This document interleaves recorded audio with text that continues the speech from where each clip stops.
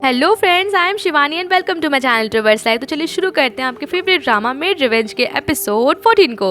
Episode की starting होती है, हम देखते हैं कि यहाँ पर जो यूजी होता है उसके कॉलर को यहाँ पर जो गवर्नर होता है उन्होंने पकड़ लिया होता है और उससे पूछते हैं कि तुम्हारा मतलब क्या है। तो जिस पर हम देखते हैं कि यहाँ पर यूजी कहता है अभी भी आपको समझ में नहीं आया कि वो मेरी वुमेन बन चुकी है। एंड ये बात सुनते हैं यहाँ पर गवर्नर को बहुत ज़्यादा गुस्सा आ जाता है और वो उसकी तरफ गोलियों को, मतलब जो बंदूक होती है उसको ताक देते हैं और कहते हैं कि अब मैं तुम्हें मारने में एक भी सेकंड गवाया नहीं करूँगा। इस तरीके की यहाँ वो बातें बोलते हैं और कहते हैं कि मैं पहले इतना सोच रहा था कि मैं क्या करूं, लेकिन जो तुमने हरकत की है वो ठीक नहीं करी है। इस तरीके से यहाँ पर वो उसके सर पर जो है बंदूकों को तान देते हैं और बहुत ज़्यादा गुस्से में होते हैं। तभी हम देखते हैं कि यहाँ वो मुस्कुराते हुए कहता है कि आप मुझे मारना चाहते हैं। दूसरी तरफ हम देखते हैं कि यहाँ पर जो उसकी ग्रैंड मदर होती है उसे जो है एक तरीके से कारागार में रखा होता है, मतलब काफ़ी लोगों को उसकी निगरानी में लगा रखा होता है। तभी हम देखते हैं कि यहाँ पर यूजी आता है अपनी ग्रैंड मदर के पास और अगर कहता है कि आप ठीक तो है ना, जिस पे कि हम देखते हैं ग्रैंड मदर कहती है कि तुमने इतने सारे लोगों को मेरे ऊपर निगरानी में क्यों लगा रखा है, आखिर बात क्या है। जिस पर हम देखते हैं कि यहाँ पर यूजी कहता है कि आपको नहीं पता है, एक्चुअली मेंशन में ना बहुत बड़ी वॉर होने वाली है। जिस पर हम देखते हैं उसकी ग्रैंड मदर कहती है कि तुम क्या बात कर रहे हो एंड यहाँ पे इस तरीके की बातें क्यों कर रहे हो। तो कहते हैं मैंने आपकी सेफ्टी के लिए सब किया है,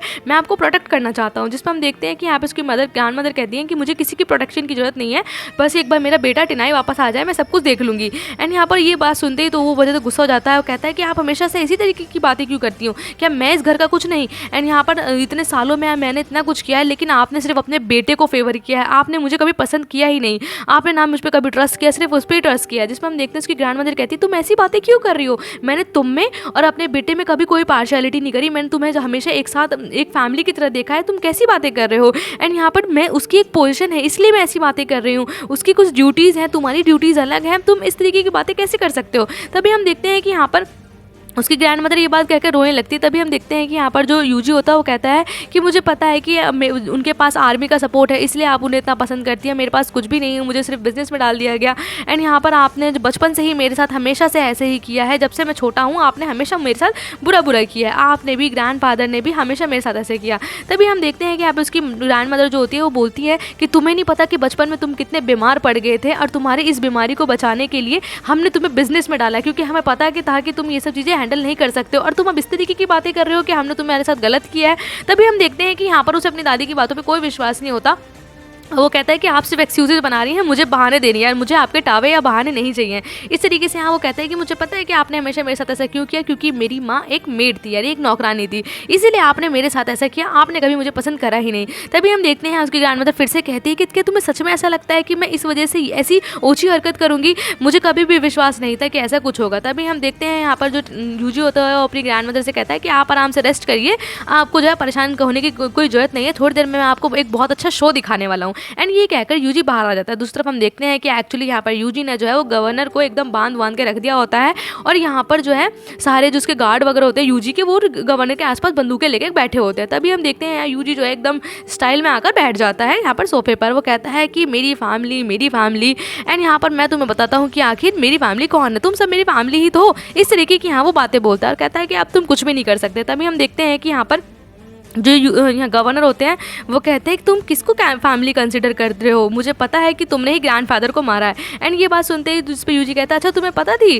तो जिस पे कि हम देखते हैं कि यहाँ पर जो गवर्नर होते हैं उसे बताते हैं कि मुझे डाउट तो तुम पर पहले ही हो गया था, लेकिन फिर भी मैं और तुम हमेशा बचपन से एक साथ बड़े हुए हैं, मुझे कहीं ना कहीं तुम्हारी स्ट्रेंथ का और अपनी स्ट्रेंथ का आदत है अपने, मतलब कि तुम क्या कर सकते हो, किस तरीके से वार कर सकते हो, बस मुझे कुछ एविडेंसेस की जरूरत थी, लेकिन उन एविडेंसेस को मिलने के बावजूद भी मैं तुम्हारे साथ वो नहीं कर पाया जो तुम हमारे साथ करते आए हो। इस तरीके की यहाँ पर वो बातें बोलते हैं। एंड यहाँ पर वो कहते हैं सॉलिड एविडेंस तो मुझे कब का मिल गया था, लेकिन ये जो जैसी हरकतें तुम कर रहे हो, जैसे तुमने ग्रैंडफादर को मारा है, उसे बख्शना तो नहीं चाहिए। तभी हम देखते हैं कि यहाँ पर जो यूजी होता है गुस्से में उसके पास आता है और कहता है कि कैसे ट्रीट करना चाहिए।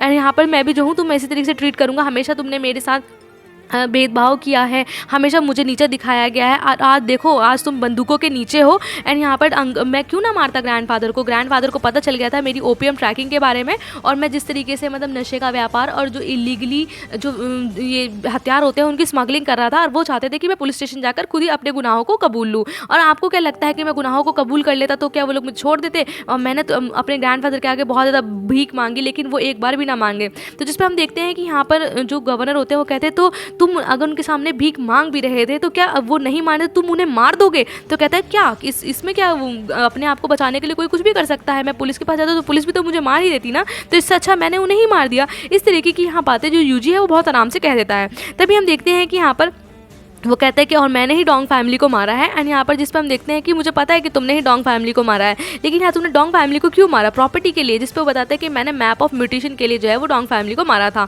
एंड यहाँ पर मुझे पता था कि सारी की सारी वेल्थ वो तुम्हें ही दे देंगे, इसलिए मैंने पहले ही उनको मार कर सारी चीज़ें अपनी तरफ करने की कोशिश करी थी। लेकिन मुझे क्या पता कि तुम हमेशा बीच में आ जाओगे। मैंने ना जाने मारने की तुम्हें कितने ज़्यादा कोशिश करी, कितने ज़्यादा हथियार करे, लेकिन हमेशा तुम जो है मेरे हर हथियारों से बच गए। लेकिन आज जो है मैं कहीं ना कहीं तुम्हें मार सकता हूँ। फिर यहाँ वो फिर से कहता है कि मैंने तुम्हारे और एक तरीके से जो मिंग्यू थे उसके बीच में काफ़ी ज़्यादा मिसअंडरस्टैंडिंग क्रिएट करने की कोशिश करी, और मैं उस चीज़ में काबिल भी रहा। इसी वजह से वो तुम्हें मारने की कोशिश कर रही थी। मैंने कोशिश तो बहुत की, लेकिन तुम हमेशा ही बच निकले। हमेशा ही नसीब जो है तुम्हारा मुझसे एक न कदम आगे ही रखा। एंड हम हमेशा तुमने मुझे जो है सिर्फ दुख ही दुख दिया। इस तरीके की बातें जो है यहाँ पर यूजी बोल रहा होता है। फिर हम देखते हैं कि यहाँ पर वो बहुत ज़्यादा ऐसा लगता है कि उसके अंदर न जाने कितनी नफरत भरी हुई थी, और वो सारी नफरत जो है यहाँ पर जो गवर्नर होते हैं उनके सामने उगल रहा होता है। एंड वो कहता है कि तुम हमेशा सर्वाइव मतलब हमेशा बच गए, हमेशा तुम्हें एक नई ज़िंदगी मिल गई, लेकिन इस बार तुम्हें नई ज़िंदगी नहीं मिलेगी, इस बार तुम मेरे हाथों से ही मरोगे। एंड यहाँ पर वो इस तरीके की बातें कह रहा होता है। तभी वो कहता है कि पता है तुम ना मुझसे मैं तुमसे कभी नहीं जीत सकता था, लेकिन यहाँ पर मुझे तुम्हारी एक कमजोरी पता चल गई थी। वो कमजोरी थी फैमिली, यानी कि तुम्हारा जो है अपनों के प्रति प्यार। मुझे पता था कि तुम मुझे मार सकते हो, लेकिन जब मुझे पता चल गया कि मैं तुम्हारा भतीजा हूं, इसलिए तुम मुझे नहीं मारोगे, यही सोच के मैंने तुम्हारी उसी कमजोरी को पकड़ लिया, और कहीं ना कहीं मैं आज तुम्हारी इसी कमजोरी की वजह से तुम मेरी बंदूकों के नीचे हो, और मैं यहाँ पर तुम्हें आराम से मार सकता हूँ। तभी हम देखते हैं कि यहाँ पर वो इस तरीके की चीज़ें यहाँ पर गवर्नर से बोल रहा होता है। एंड यहाँ कहता है कि इस चीज़ में मैं तुम्हें बीट नहीं कर सकता था, लेकिन अब देखो कितना आसानी से मैंने तुम्हारी वीकनेस पकड़ी और तुम्हें कितनी आसानी से यहाँ पर मार सकता हूँ। यहाँ पर बहुत ज़्यादा खुश हो रहा होता है अपने आप में, एक तरीके से वो एक विजेता वाली फीलिंग रह रहा होता है, और कहता है कि तुम्हारा यही इमोशनल होना कहीं ना कहीं मुझे आज जिता दे रहा है, और तुम आज भी मेरे जूते के नीचे हो। इस तरीके की बातें बोल के जो यहाँ पर यूजी होता है वो जोर जोर से हंसने लगता है। दूसरी तरफ हम देखते हैं यहाँ पर जो हमारी टिनाया होती है वो यहाँ पर रूम में पैक होती है, और यहाँ पर जो उसकी मेड होती है उस पर निगरानी कर रही होती है। तभी हम देखते हैं यहाँ पे कुछ गार्ड्स आते हैं। वो दरवाजे की तरफ भागने की कोशिश करती है, लेकिन जो गार्ड्स होते हैं उसको जो है खींचते हुए वहीं ले जाते हैं जहाँ पर गवर्नर होते हैं। दूसरी तरफ हम देखते हैं कि यहाँ पर जो हमारा यूजी होता है जो वो एक पेपर तैयार करता है, जिसमें कि यहाँ पर एक तरीके से वो साइन वगैरह करा रहा होता है कि जिससे कि सारी की सारी प्रॉपर्टी सब कुछ जो है वो फैंग फैमिली की वो उसके नाम हो जाए, इस तरीके से यहाँ पर जिससे कि किसी को बारे में पता भी ना चले। और यहाँ पर वो साइन करने के लिए जो गवर्नर होते हैं उनसे बोलता है और कहता है कि देखो ये सारी चीज़ें हैं, तुम्हें साइन करनी है। जिस पर हम देखते हैं कि यहाँ पर वो जो गवर्नर होता है उसकी तरफ देख रहे होते हैं, और यहाँ वो कहते हैं कि मैं तुम्हें सब कुछ दे दूंगा। लेकिन तभी हम देखते हैं यहाँ पर जो है टिनाया को लाया जाता है, और साथ साथ ग्रैंड मदर को भी लाया जाता है। एंड टिनाया ग्रैंड मदर को देखते ही यहाँ पर जो गवर्नर होते हैं वो डर जाते हैं। तभी हम देखते हैं यहाँ पर जो है वो उसकी ग्रैंड मदर जो है वो यूजी यूजी चिल्लाने लगती है और कहती है ये तुम क्या कर रहे हो यूजी, ये तुम्हारे अंकल हैं। जिस पर हम देखते हैं यूजी कहता है अंकल, कौन से अंकल, कैसे अंकल, और मैंने जो है शुरू से ही ये सोचा था कि मैं इन्हें मार कर रहूँगा। एंड तभी हम देखते हैं कि यहाँ पर वो वही चाकू निकालता है जो उसके ग्रैंडफादर का चाकू होता है, और वो कहता है ये वही ग्रैंडफादर का वही चाकू है जो उन्होंने जो है बड़ी मुश्किलों से जो नॉर्थ ईस्ट से बनवाया था। इसमें जो बहुत ज़्यादा खासियत है, ये एक बार किसी पर चल जाए तो सीधा कोई ना कोई मर जाता है। इस तरीके की यहाँ वो बातें करता है और कहता है कि मैं ना तुम्हें टॉर्चर करके मारूंगा, ऐसे एकदम से नहीं मारूंगा जिससे कि तुम्हें जो है अपनी मौत का एहसास हो। एंड यहाँ पे इसीलिए मैंने ग्रैंड मदर और यहाँ पर टिनाया को बुलाया है, और जिससे कि ये भी शो को देख सके। तभी हम देखते हैं कि यहाँ पर उसकी जो ग्रैंड मदर होती है वो चिल्लाते चिल्लाते बोलती लगती है कि तुम क्या कर रहे हो, तुम इस तरीके की चीज़ें क्यों कर रहे हो, तुम्हें शर्म नहीं आई।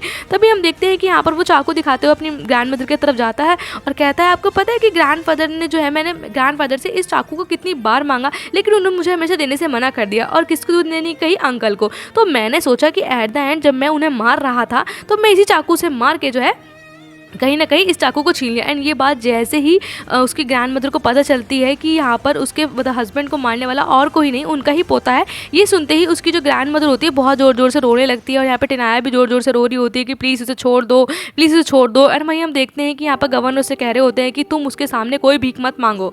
लेकिन यहाँ पर जो यूजी होता है वो तब भी जो है पूरी कोशिश कर रहा होता है सबको परेशान करने की। एंड यहाँ पर जो उसकी ग्रैंड मदर होती है वो कहती है कि तुम ऐसे कैसे कर सकते हो, तुम अपने ही ग्रैंडफादर को कैसे मार सकते हो, क्या तुम्हें बिल्कुल भी दया नहीं आई। और यहाँ पर वो अपने अंकल को जो है यानी कि जो गवर्नर होते हैं उनको जोर से उनके कंधे पे या शोल्डर पे जो होता है वो जोर से चाकू को मार देता है। वहीं हम देखते हैं यहाँ पर जो उसकी ग्रैंड मदर टिनाया जोर जोर से चिल्लाने लगती है, रोने लगती है, लेकिन वो एक बार भी नहीं रुकता और उस चाकू को बड़ी बेरहमी से मारकर बाहर निकालता है। फिर हम देखते हैं कि यहाँ पर जूजी को जो है यहाँ पर उसकी ग्रैंड मदर कहती है कि तुम्हें जो है भगवान पनिश करेगा, तुमने जो भी किया वो तुम्हारे लिए अच्छा नहीं किया। तो कहता है पनिश, भगवान मुझे क्यों पनिश करेगा, मैंने ग्रैंडफादर को मारा, मैंने पूरी की पूरी डोंग फैमिली को मार दिया, तो भगवान जब मेरा कुछ नहीं बिगाड़ पाया तो अब क्या बिगाड़ेगा।